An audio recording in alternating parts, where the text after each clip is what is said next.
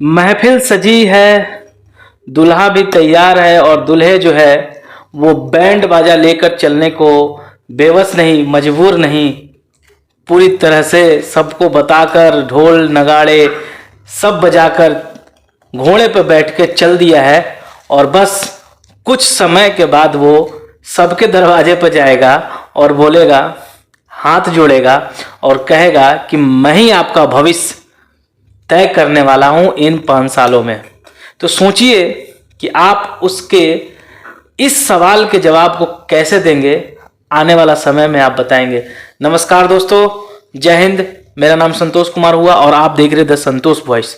ये जो मैंने 2 लाइन बोले हैं, ये इसलिए बोले हैं दोस्तों कि चुनाव जो है बहुत नज़दीक है और इस चुनाव में ये चीज़ें जो है लोगों के सामने प्रदर्शित करेगा कि उनका भविष्य कहाँ पर किस तरह से किस ओर झुकाव मारेगा।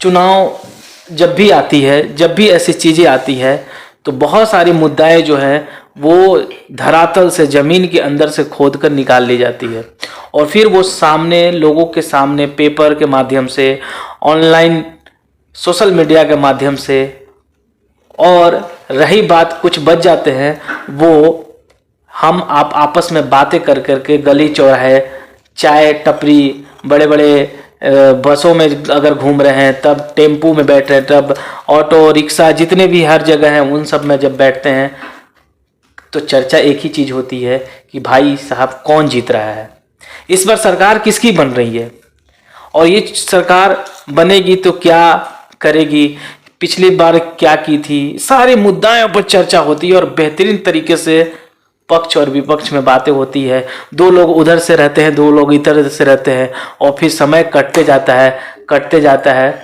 उसके बाद हम क्या बोलते हैं कि भाई कुछ भी हो, उसने बहुत अच्छा काम किया था, कुछ भी हो उसने बहुत काम किया, लेकिन मैं चुनूंगा तो उसे ही जिसको पहले से मूड बना लिया हूँ।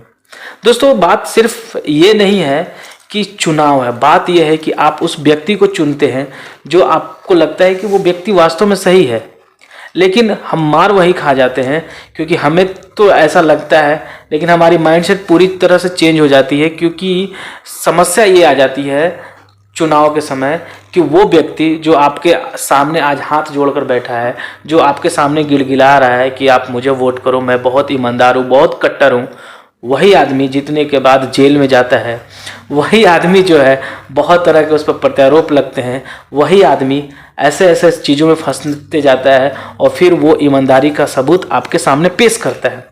फिलहाल अगर आप देखें, देश में ऐसे ऐसे मुद्दाएं जो हैं बताया जा रहा है। अब कभी इलेक्ट्रॉल बॉन्ड, कभी राम मंदिर का मुद्दा, कभी जो अभी कश्मीर का जो मुद्दा हमारे सामने क्लियर हुआ, 370 धारा 35A का, वो फिर और पुराने चीज़ों को उठाया जाएगा, स्कैम का उठाए जाएंगे, बड़े बड़े जो फ्रॉड हुए हैं, स्कैम हुए हैं, उनके बारे में उठाया जाएगा। कहीं कहीं की मुद्दाएं ऐसे होंगे जो स्टेट लेवल की होगी, किसान मुद्दा होगा, ये सब सारी मुद्दाओं को रखा जाता है लोगों के सामने। अभी इलेक्ट्रॉल बॉन्ड का जिस तरह से मुद्दा चल रहा है कि इतने करोड़ रुपए कहाँ से आ गए, एक के जो चुनावी जो होती है प्रक्रिया, उसमें जो कंपनी फंड देते हैं वो पैसे एक पार्टी को इतने कम समय में कहाँ से आ गया, ऐसे ऐसे चीज़ें लोगों के सामने आते हैं। स्टेट लेवल पर देखें तो स्टेट लेवल की चुनाव जब आती है तो वो मुद्दाएं भी आती है, लेकिन मुद्दाएं जो ओरिजिनल होती है, गरीबी की, भूखमरी की जो कंडीशंस बने हुए हैं इतने सालों से, अभी तक हम उस पीड़ा से नहीं निकल पाए हैं, वो बार बार चीज़ें जो है लोगों के सामने रख दी जाती है। और जब ऐसी चीज़ें जब सामने आती है तो प्रश्न उठते हैं कि जब बेरोजगारी की बात आती है तो नौकरी की बात आ जाती है, पैसों की बात आती है तो चीज़ें दिखाई जाती है कि हमने ये चीज़ें कर दी है, गरीबों के खाते में पैसे इतने जा रहे हैं, लोगों को डायरेक्ट पैसे जा रहे हैं, इन सब चीज़ों को रखनी जाती है। भ्रष्टाचार की बात होती है तो चीज़ें कर देती है, हमने बिचौलियों को हटा दिया, हमने ये बनाया, हमने वो बनाया।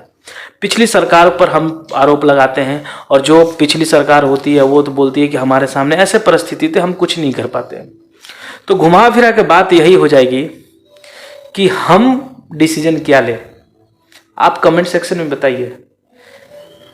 और अब सोशल मीडिया के माध्यम से, मीडिया पर जिस तरह से लोग हावी हो गए हैं, जिस तरह से चीज़ें बट गई है, उसमें भी मीडिया एक के धरातल पर नहीं आके लोगों की बातें सुनती है। वो जो पहले हुआ करती थी कि लोग जाते थे, समस्याओं को समझते थे, बूझते थे, डिबेट एक अच्छी होती थी।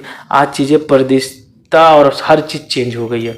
आज बड़े बड़े नेता जो हैं अपने आप को ईमानदार बताते हैं और जेल जाते हैं, और जेल से आने के बाद फिर वही भाषण देते हैं कि हम तो सही हैं, सामने वाला गलत है। और सामने वाला बोलता है कि भैया गलत तो तुम थे और इसीलिए जेल गए।